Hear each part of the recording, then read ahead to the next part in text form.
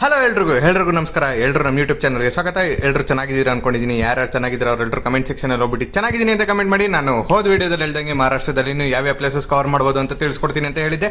ಬನ್ನಿ ಅದನ್ನು ತಿಳಿಸ್ಕೊಡ್ತೀನಿ. ಬಟ್ ಅದಕ್ಕಿಂತ ಮುಂಚೆ ಇನ್ನೂ ನಮ್ಮ ಯೂಟ್ಯೂಬ್ ಚಾನಲ್ನ ಯಾರು ಸಬ್ಸ್ಕ್ರೈಬ್ ಆಗಿಲ್ಲ ಎಲ್ಲರೂ ಸಬ್ಸ್ಕ್ರೈಬ್ ಮಾಡಿ. ಹಾಗೆ ಎಲ್ಲರೂ ನಮಗೆ ಇದೇ ಥರ ಸಪೋರ್ಟ್ ಮಾಡ್ತಾ ಇರಿ.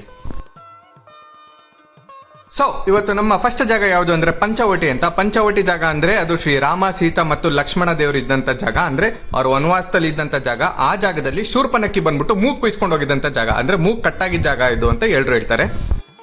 ಸೊ ಬನ್ನಿ ಇವತ್ತು ಆ ಜಾಗಕ್ಕೆ ಹೋಗೋಣ. ಇವತ್ತು ಆ ಜಾಗದಲ್ಲಿ ಫಸ್ಟ್ ನಮಗೆ ಕಾಣಿಸೋದು ಶ್ರೀರಾಮನ ವಿಗ್ರಹ, ಪಂಚಲೋಹ ವಿಗ್ರಹ. ಇದು ನೋಡೋಕ್ಕೆ ತುಂಬ ಆಕರ್ಷಕವಾಗಿದೆ.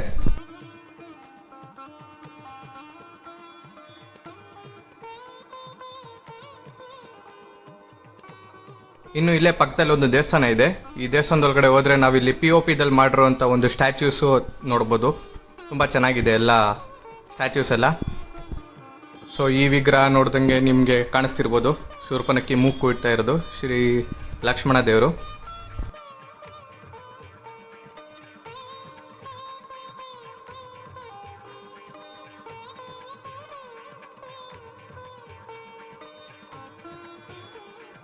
ಹಾಗೆ ಮುಂದೆ ಹೋದ್ರೆ ಇಲ್ಲಿ ಗರ್ಭಗುಡಿಯಲ್ಲಿ ಲಕ್ಷ್ಮಣ ದೇವರು ಶೇಷನಾಗನ ಅವತಾರದಲ್ಲಿರುವಂಥ ಒಂದು ವಿಗ್ರಹ ನೋಡ್ಬೋದು ಇಲ್ಲಿ. ಇನ್ನು ಈ ಜಾಗದ ವಿಶೇಷತೆ ಹಾಗೂ ಮಹಿಮೆ ಏನು ಅನ್ನೋದನ್ನ ಇಲ್ಲಿನ ಆಡಳಿತ ಮಾಡ್ತಿರುವಂತವ್ರನ್ನ ಬಾಯಲ್ಲೇ ಕೇಳೋಣ ಬನ್ನಿ. जगह का नाम है दंडक अरण्य तपोवन। ये है 12 साल कुंभ मेला यात्रा की भूमि। ये रामचंद्र जी, सीता माता दर्शन, ये ब्रह्म तीर्थ, शिव तीर्थ, विष्णु तीर्थ, मुक्ति तीर्थ, अग्नि तीर्थ, सीता तीर्थ, सीता माता स्नान की जगह इसको सौभाग्य तीर्थ बोलते हैं। कपिल भगवान तप करके नदी आई कपिला, नासिक से गोदावरी, दो नदी का कोने में संगम है।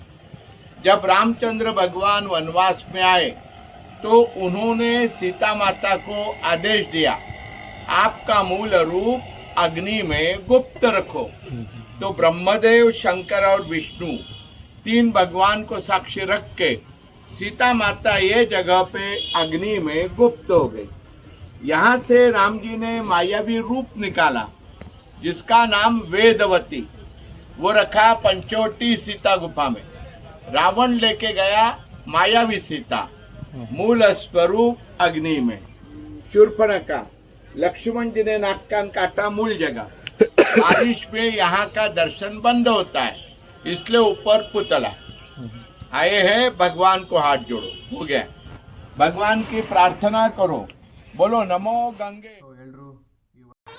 ಎಲ್ಲರೂ ಈ ವರ್ಷ ಪ್ರಯಾಗ್ರಾಜ್ನಲ್ಲಿ ನಡೆದಂತಹ ಮಹಾಕುಂಭ ಮೇಳಕ್ಕೆ ಹೋಗಿ ಎಲ್ಲರೂ ಪವಿತ್ರ ಗಂಗಾ ಸ್ನಾನ ಮಾಡಿದ್ರ ಅನ್ಕೊಂತೀನಿ, ಆ ತ್ರಿವೇಣಿ ಸಂಗಮದ ಸ್ನಾನ ಮಾಡಿದ್ರ ಅನ್ಕೊಂತೀನಿ. ಅದು 144 ವರ್ಷಕ್ಕೆ ಬರುವಂಥ ಒಂದು ಪವಿತ್ರವಾದ ಸ್ನಾನ.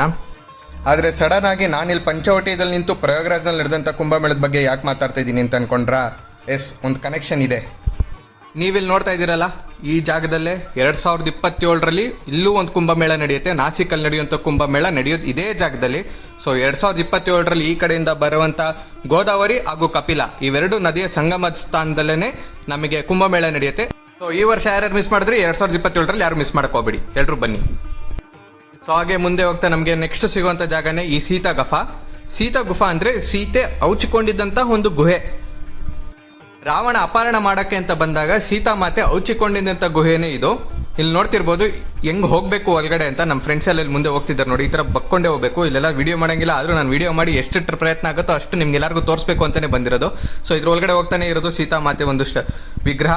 ಅಲ್ಲೆಲ್ಲ ವಿಡಿಯೋ ಮಾಡೋಕ್ಕಾಗಲ್ಲ, ಸೊ ಅದಕ್ಕೆ ಇಲ್ಲಿ ತೋರಿಸ್ತಾ ಇದ್ದೀನಿ. ಸೊ ಈ ಥರ ಬಕ್ಕೊಂಡು ಸಂಧಿದಲ್ಲೇ ಹೋಗಬೇಕು. ಇದು ಸೀತಾ ಗುಫಾ. ಈಚ್ ಕಡೆ ತುಂಬ ಜನ ಇರ್ತಾರೆ, ನಾವು ಆದಷ್ಟು ಬೇಗ ಹೋಗಬೇಕು. ಹೋಗಿ ಬಂದರೆ ಏನೋ ಒಂಥರ ಪ್ರಶಾಂತತೆ ಫೀಲಿಂಗ್ ಬರುತ್ತೆ. ಅಲ್ಲಿರೋ ಗಿಡ ಮರ ಒಳಗಡೆ ಹೋಗಿದ್ದು ಜಾಗ ಎಲ್ಲ ನೋಡಿ. ನಿಮ್ಗೆ ಇಲ್ಲಿ ₹1 ಎಕ್ಸಿಬಿಷನ್ ಕೂಡ ಇದೆ. ಎಕ್ಸಿಬಿಷನ್ ನೀವು ಹೋಗಿ ನೋಡ್ಕೊಂಬರ್ಬೋದು. ಸೊ ₹1. ಸೊ ಹಾಗೆ ನಮ್ಮ ಮುಂದಿನ ಡೆಸ್ಟಿನೇಷನ್ ಕಡೆ ಹೋಗೋಣ. ನಮ್ಮ ಮುಂದಿನ ಡೆಸ್ಟಿನೇಷನ್ ಬಗ್ಗೆ ತಿಳಿಸ್ಕೊಡ್ತೀನಿ ಬನ್ನಿ. ನಮ್ಮ ಮುಂದಿನ ಡೆಸ್ಟಿನೇಷನ್ಗೆ ಹೋಗ್ತಾ ಇದ್ದಿದ್ದು ಬಿಸಿಲಿಗೂ ಅಲ್ಲಿ ಇದ್ದಿದ್ದು ಕ್ಯೂಗೂ ನಮ್ಮ ಫ್ರೆಂಡ್ಸ್ ಎಲ್ಲ ಫುಲ್ಲು ಸುಸ್ತಾಗ್ಬಿಟ್ಟಿದ್ದಾರೆ, ಎಲ್ಲರೂ ಮಲ್ಕೊಂಬಿಟ್ಟಿದ್ದಾರೆ. ಸೊ ಎಲ್ಲರೂ ಆದಷ್ಟು ಸಮ್ಮರ್ನ ಅವಾಯ್ಡ್ ಮಾಡಿ ಬೇರೆ ಯಾವುದಾದ್ರೂ ಟೈಮಲ್ಲಿ ಬನ್ನಿ ಅಂತ ಒಂದು ಸಜೆಷನ್ ಕೊಡೋಕ್ಕೆ ಇಷ್ಟಪಡ್ತೀನಿ. ತುಂಬ ಬಿಸಿಲಿರುತ್ತೆ ಇಲ್ಲಿ, ಸಖತ್ ಬಿಸಿಲು ಮಾತ್ರ. ಸೊ ನಾವು ಈಗ ಬಂದಿರೋಂಥ ಜಾಗದ ಹೆಸರು ಬಂದ್ಬಿಟ್ಟು ಸಪ್ತಶೃಂಗಿ ಮಾತಾ ಅಂತ. ಅಂದರೆ ಇಲ್ಲಿರೋದು ತಾಯಿ ಚಾಮುಂಡೇಶ್ವರಿನೇ. ಚಾಮುಂಡೇಶ್ವರಿ ದೇವರೇ ಇಲ್ಲಿ ಸಪ್ತಶೃಂಗಿ ಮಾತಾ ಅಂತ ಇಲ್ಲೆಲ್ಲರೂ ನಂಬಿದ್ದಾರೆ. ತುಂಬ ಪವರ್ಫುಲ್ ಆದ ದೇವರು. ಸೊ ಇದಿರೋದು ನಮ್ಮ ತಿರುಪತಿ ಥರನೇ 7 ಬೆಟ್ಟದ ಮೇಲ್ಗಡೆ, ಅಂದರೆ 7 ಬೆಟ್ಟದ ಒಡತಿ ತಾಯಿ ಸಪ್ತಶೃಂಗಿ ಮಾತಾ ಅಂತ. ಹೆಂಗೆ ನಮ್ಮ 7 ಬೆಟ್ಟದ ಒಡೆಯ ವೆಂಕಟೇಶ್ವರ ಸ್ವಾಮಿ ಅಂತೀರಿ, ಅದೇ ಥರ ಇಲ್ಲಿ 7 ಬೆಟ್ಟದ ಒಡತಿ ತಾಯಿ ಸಪ್ತಶೃಂಗಿ ಮಾತಾ. ಇಲ್ಲಿ ನಾವು ಬೆಟ್ಟ ಹತ್ತಕ್ಕಾದ್ರೆ ಹತ್ಬೋದು, ಹತ್ತಕ್ಕಾಗಿಲ್ಲ ಅಂದ್ರೂ ನಮ್ಗೆ ಇಲ್ಲಿ ಮೆಟ್ರೋ ಫೆಸಿಲಿಟಿ ಥರ ಇಲ್ಲೊಂದು ಟ್ರೈನ್ ಫೆಸಿಲಿಟಿ ಇದೆ. ಬೆಟ್ಟ ಹತ್ತಕ್ಕೆ ಅಂತ ಒಂದು ಟ್ರೈನ್ ಬಿಟ್ಟಿದ್ದಾರೆ. ಸೊ ಇದೊಂಥರ ಡಿಫ್ರೆಂಟ್. ಇದು ಒಬ್ಬೊಬ್ಬರಿಗೆ 150 ರೂಪಾಯಿ ಇರುತ್ತೆ ಟಿಕೆಟು, ಅಪ್ ಆ್ಯಂಡ್ ಡೌನ್ ಎರಡಕ್ಕೂ. ಈ ಥರ ಬ್ಲಾಕ್ ಆಗಿರುತ್ತೆ. ಸೊ ಇದೊಂಥರ ಡಿಫ್ರೆಂಟ್ ಎಕ್ಸ್ಪೀರಿಯನ್ಸ್. ಬೆಟ್ಟನ ಟ್ರೈನಲ್ಲಿ ಹೆಂಗೆತ್ತದು ಅನ್ನೋದನ್ನ ಇದೊಂಥರ ಡಿಫ್ರೆಂಟ್ ಆಗಿದೆ. ಅಂದರೆ ತುಂಬ ಫ್ಲಾಟ್ ರೋಡ್ ಇಲ್ಲ, ಇದು ಫುಲ್ ಅಪ್ವರ್ಡ್, ಫುಲ್ ಇನ್ಕ್ಲೈನ್ ಇದೆ. ಇನ್ಕ್ಲೈನಲ್ಲಿ ಹೋಗಬೇಕು. ತುಂಬ ಚೆನ್ನಾಗಿದೆ ಇದೊಂದು ಫೆಸಿಲಿಟಿ. ಎಲ್ಲರೂ ಒಂದ್ಸಲ ಎಕ್ಸ್ಪೀರಿಯನ್ಸ್ ಮಾಡ್ಬೋದು ಇದನ್ನ. ನೋಡಿ ಹೆಂಗೆ ಬರ್ತಿದೆ ನಮ್ಮ ಟ್ರೈನು ಮೇಲೆ ಹೋಗೋಕ್ಕೆ, ಮೇಲಿಂದ ಕೆಳಗಡೆ ಬರ್ತಿದೆ. ಬಟ್ ಇದು ನಮ್ಮ ಟ್ರೈನು, ಇದು ನಾವು ಇಲ್ಲಿಂದ ಮೇಲೆ ಹೋಗ್ತಾ ಇದ್ದೀವಿ. ಫುಲ್ ನೋಡಿ ಇನ್ಕ್ಲೈನ್ ಆಗಿದೆ, ಫುಲ್ಲು ಅಪ್ಪಲ್ಲಿದೆ. ನಾವೆಲ್ಲೋದ್ರೂ ಅಲ್ಲಿ ನಮ್ಮ ಕ್ರೌಡ್ ಇದ್ದೇ ಇರುತ್ತೆ, ಎಲ್ಲ ಕಡೆ ಜನ ಜಾಸ್ತಿ. ಬಟ್ ಮೇಲ್ಗಡೆಯಿಂದ ವ್ಯೂ ಮಾತ್ರ ಒಂಥರ ತುಂಬ ಪ್ರಶಾಂತತೆ ಫೀಲಿಂಗು. ಎಷ್ಟು ದೊಡ್ಡದಾಗಿ ಕಾಣಿಸುತ್ತೆ ಅಂದರೆ ನಾವು ಮೇಲೋಗಿ ಅಲ್ಲಿ ಎಷ್ಟೇ ವರ್ಣಿಸಿದ್ರು ನಮ್ಗೆ ಆಗಲ್ಲ. ಅದೊಂಥರ ಎಕ್ಸ್ಪೀರಿಯನ್ಸ್ ಮಾಡೇ ಬರಬೇಕು ಅಂತ ಒಂದು ಫೀಲಿಂಗ್ಗಳ್ನ. ಸೊ ತುಂಬ ಚೆನ್ನಾಗಿತ್ತು, ಒಂಥರ ಡಿವೈನ್ ಫೀಲಿಂಗ್ ತುಂಬ ಚೆನ್ನಾಗಿತ್ತು. ನೋಡಿ ಇದು ದೇವರು, ನೋಡಿ ಇದೇ ಸಪ್ತಶೃಂಗಿ ಮಾತಾ. ಈ ತಾಯಿಯ ವಿಶೇಷತೆ ಏನಂದರೆ ತಾಯಿ ಚೈತ್ರ ಮಾಸದಲ್ಲಿ ತುಂಬ ಹಸನ್ಮುಖಿಯಾಗಿರ್ತಾಳಂತೆ. ಅದೇ ನಮ್ಮ ದಸರಾದ ನವರಾತ್ರಿ ಟೈಮಲ್ಲಿ ತುಂಬ ಗಾಂಭೀರ್ಯತೆ ಇರುತ್ತಂತೆ ಮುಖದಲ್ಲಿ. ಸೊ ನಾವು ಹೋದಾಗ ತಾಯಿ ಹಸನ್ಮುಖಿ ಆಗಿದ್ಲು. ತಾಯಿ ಬಂದ್ಬಿಟ್ಟು ಒಂದು 8 ಅಡಿ ಎತ್ತರದಲ್ಲಿದೆ. ಮಹಾರಾಷ್ಟ್ರದಲ್ಲಿರುವಂಥ 3.5 ಶಕ್ತಿಪೀಠಗಳಲ್ಲಿ ಇದು ಒಂದು ಶಕ್ತಿಪೀಠ. ಸೊ ಹಾಗೆ ನಮ್ಮ ಸಪ್ತಶೃಂಗಿ ಮಾತಾ ದೇವಸ್ಥಾನ ಮುಗಿಸ್ಕೊಂಡು ನಾವು ಮುಂದಿನ ಕಡೆ ಹೋಗ್ತಾ ಇದೀವಿ. ಮುಂದಿನ ಕಡೆ ಹೋಗ್ತಾ ಇರೋದು ಕೂಡ ಒಂದು ಮಾತೆಯ ದೇವಸ್ಥಾನ. ಫಸ್ಟ್ ಎಲ್ಲ ಹೆಣ್ದೇವ್ರುಗಳ್ನ ನಮ್ಮ ಕಡೆ ಹೊಲಿಸ್ಕೊಂಬಿಡೋಣ ಅಂತ ಫಸ್ಟ್ ನಾವೆಲ್ಲ ಹೆಣ್ದೇವ್ರ ಕಡೆ ಹೋಗ್ತಾ ಇದ್ದೀವಿ. ಸೊ ನಮ್ಮ ನೆಕ್ಸ್ಟ್ ಡೆಸ್ಟಿನೇಷನ್ ಬಂದ್ಬಿಟ್ಟೆ ತುಳಜಾಪುರ ಅಂಬಾಭವಾನಿ ದೇವಸ್ಥಾನ ಅಂತ. ಸೊ ಈ ಜಾಗದ ಮಹಿಮೆ ಏನಂದರೆ ಈ ಕಲಿಗಾಲದಲ್ಲಿ ತುಂಬ ಕೆಲವರು ಜನರಿಗೆ ದೇವ್ರು ಬಂದು ಅವ್ರ ದರ್ಶನ ಕೊಟ್ಟಿರೋದು. ಅಂಥ ದರ್ಶನ ಪಡೆದವರು ನಮ್ಮ ಶಿವಾಜಿ ಮಹಾರಾಜರು ಬಂದ್ಬಿಟ್ಟು ಈ ಅಂಬಾಭವಾನಿ ದೇವಸ್ಥಾನದಲ್ಲಿ ತುಳಜಾಪುರ ಅಂಬಾಭವಾನಿಯನ್ನು ನೋಡಿದ್ದಾರೆ. ನೋಡೋದಲ್ಲದೆ ತಾಯಿ ಕೂಡ ನೀನು ಧರ್ಮದ ಕೆಲಸ ಮಾಡ್ತಿದ್ಯಾ, ನಿನಗೆ ದೇವರು ನಿನಗೆ ನನ್ನ ಬೆಂಬಲ ಇರುತ್ತೆ ಅಂದ್ಬಿಟ್ಟು ತಾಯಿ ಕೂಡ ಒಂದು ಕತ್ತಿಯನ್ನು ಕೊಟ್ರಂತೆ ಶಿವಾಜಿ ಮಹಾರಾಜರಿಗೆ ಯುದ್ಧ ಮಾಡೋದಕ್ಕೆ. ನೀನು ಇದೇ ಕತ್ತಿದಲ್ಲಿ ಯುದ್ಧ ಮಾಡಬೇಕು ಅಂತ ಶಿವಾಜಿ ಮಹಾರಾಜರಿಗೆ ತುಳಜಾಪುರ ಅಂಬಾಭವಾನಿ ದೇವರೇ ಬಂದ್ಬಿಟ್ಟು ಅವ್ರ ಕೈಯಿಂದನೇ ಒಂದು ಕತ್ತಿ ಕೊಟ್ಟಿದ್ದಾರೆ. ಮತ್ತು ಅವರ ಆಶೀರ್ವಾದ ಇದ್ದಿದ್ರಿಂದನೇ ಶಿವಾಜಿ ಮಹಾರಾಜರು ಇರೋಬ್ಬರ ಎಲ್ಲ ಯುದ್ಧದಲ್ಲೂ ಗೆಲ್ತಾ ಇದ್ರು ಅಂತ ಒಂದು ನಂಬಿಕೆ ಇದೆ. ಅವ್ರು ಯಾವುದೇ ಯುದ್ಧಕ್ಕೆ ಹೋಗೋಕ್ಕಿಂತ ಮುಂಚೆ ಬಂದು ಇಲ್ಲಿ ಬಂದು ನಮಸ್ಕಾರ ಮಾಡ್ಕೊಂಡು ಹೋಗ್ತಾ ಇದ್ರು. ನಮ್ದವ್ರ ಕೈ ಯಾವತ್ತೂ ಬಿಡಲ್ಲ ಅಂತ ಎಲ್ಲರೂ ಈ ಸ್ಥಳೀಯವ್ರು ಹೇಳ್ತಾರೆ. ಸೊ ಭಕ್ತಿಯಿಂದ ಎಲ್ಲರೂ ಬಂದ್ಬಿಟ್ಟು ಇಲ್ಲಿ ನಮಸ್ಕಾರ ಮಾಡ್ಕೊಂಡು ಹೋಗ್ತಾರೆ. ಮತ್ತು ಈ ದೇವಸ್ಥಾನದ ವಿಶೇಷತೆ ಏನಂದರೆ ಎಲ್ಲ ದೇವಸ್ಥಾನದ ಈಚ್ ಕಡೆಯಿಂದ ನಮಗೆ ದೊಡ್ಡ ಗೋಪುರಗಳು ಕಾಣಿಸುತ್ತೆ. ಬಟ್ ಈ ದೇವಸ್ಥಾನದಲ್ಲಿ ನಮಗೆ ನೋಡಬೇಕು ಅಂದರೆ ತುಂಬ ಒಳಗಡೆ ಹೋಗಬೇಕು. ಈ ದೇವಸ್ಥಾನ ಬಂದ್ಬಿಟ್ಟು ಒಂದು ಕೋಟೆಯ ಆಕಾರದಲ್ಲಿದೆ. ಈಚ್ ಕಡೆ ಎಲ್ಲ ನೋಡಿದ್ರೆ ನಿಮಗೆ ದೊಡ್ಡ ಕಾಂಪೌಂಡ್ಗಳು ಕಾಣಿಸುತ್ತೆ, ಅಂದರೆ ಕೋಟೆಗಳು ಕಾಣಿಸುತ್ತೆ, ಕೋಟೆಯ ಕಾಂಪೌಂಡ್ಗಳು ಕಾಣಿಸುತ್ತೆ. ಕೋಟೆ ಒಳಗಡೆ ಹೋಗಿ ನೋಡಿದ್ರೇ ನಮಗೆ ದೇವಸ್ಥಾನದ ಗೋಪುರ ಕಾಣಿಸುತ್ತೆ. ಯಾಕೆ ಈ ಥರ ಮಾಡಿದ್ರು ಅಂದರೆ ಶಿವಾಜಿ ಮಹಾರಾಜರು ಆಗಿನ ಕಾಲದಲ್ಲಿ ನವಾಬ್ರು ಅವರೆಲ್ಲ ಬಂದ್ಬಿಟ್ಟು ಯುದ್ಧಗಳು ಮಾಡ್ತಾ ಇರಬೇಕಾದ್ರೆ ಇದೊಂದು ದೇವಸ್ಥಾನ ಅಂತ ಗೊತ್ತಾಗ್ಬಿಟ್ರೆ ಅವ್ರು ಇಲ್ಲಿ ದೇವಸ್ಥಾನ ನೋಡ್ದಾಕ್ಬಿಡ್ತಾರೆ. ಆದರೆ ದೇವಸ್ಥಾನ ನೋಡಿಬಾರ್ದು ಅಂದ್ಬಿಟ್ಟು ಇದೊಂದು ಕೋಟೆ ಆಕಾರದಲ್ಲಿ ಇಟ್ಟುಬಿಟ್ಟು ಇಲ್ಲಿನ ದೇವಸ್ಥಾನನ ರಕ್ಷಣೆ ಮಾಡ್ತಾ ಇದ್ರಂತೆ ಶಿವಾಜಿ ಮಹಾರಾಜರು. ಸೊ ಇದು ಈ ದೇವಸ್ಥಾನದ ಆರ್ಕಿಟೆಕ್ಚರ್ ಬಂದ್ಬಿಟ್ಟು. ಸೊ ನಾವೆಲ್ಲೇ ಹೋದ್ರು ಹಾಗೇನು ಹೇಳ್ದಂಗೆ ಕ್ಯೂ ಅಂತೂ ಇದ್ದೇ ಇರುತ್ತೆ ನಾವೆಲ್ಲ ಕಡೆ ಹೋದ್ರೂ. ಸೊ ಅದೊಂದು ಬೇರೆ, ನಾವು ಕ್ಯೂ ಅಲ್ಲಿ ಎಲ್ಲ ಕಡೆ ನಿಂತ್ಕೊಂಡು ಹೋಗ್ತಾ ಇದ್ವಿ. ನೋಡಿ ಇಲ್ಲಿ ನೋಡ್ಬೋದು ನೀವು, ದೇವ್ರು ಬಂದ್ಬಿಟ್ಟು ಸಹಾಯ ಮಾಡ್ತಾ ಇರೋದು. ಅವರದು ಒಂದೆಲ್ಲ ಕಡೆ ಗೋಡೆ ಮೇಲೆ ಪೇಂಟಿಂಗ್ಸ್ ಥರ ಮಾಡಿದರೆ. ಸೊ ಅಷ್ಟುದ್ದ ಕ್ಯೂ ಅಲ್ಲಿ ಹೋಗಿ ನಾವು ಇದೇ ಎಕ್ಸಿಟು, ಈ ಎಕ್ಸಿಟಿಂದನೇ ಬಂದಾಯಿತು, ನಮ್ಮ ದೇವ್ರ ದರ್ಶನ ಮುಗೀತು. ಈ ದೇವಸ್ಥಾನದ ಇನ್ನೊಂದು ವಿಶೇಷತೆ ಏನಂದರೆ ಎಲ್ಲ ದೇವಸ್ಥಾನದಲ್ಲೂ ಮೇನ್ ಗರ್ಭಗುಡಿಯಲ್ಲಿರುವಂಥ ವಿಗ್ರಹ ಯಾವತ್ತಿದ್ರೂ ಸ್ಥಿರವಾಗಿರುತ್ತೆ. ಬಟ್ ಈ ದೇವಸ್ಥಾನದಲ್ಲಿ ಗರ್ಭಗುಡಿಯಲ್ಲಿರುವ ವಿಗ್ರಹವನ್ನು ಪ್ರತಿ 1 ವರ್ಷಕ್ಕೆ 3 ಸಲ ಈಚ್ ಕಡೆ ಕರ್ಕೊಂಡ್ಬಂದು ಒಂದು ಪ್ರದಕ್ಷಿಣೆ ಹಾಕಿಸ್ತಾರಂತೆ ದೇವ್ರು ತುಂಬ. ಇದು ಇಲ್ಲಿನ ದೇವಸ್ಥಾನದ ಪದ್ಧತಿ. ಇದೊಂದು ದೇವಸ್ಥಾನದಲ್ಲಿ ಬಿಟ್ಟರೆ ಇನ್ಯಾವ ದೇವಸ್ಥಾನದಲ್ಲೂ ಕೂಡ ಮೂಲ ವಿಗ್ರಹನ ಯಾವತ್ತೂ ಈಚ್ ಕಡೆ ಎತ್ತಲ್ಲ.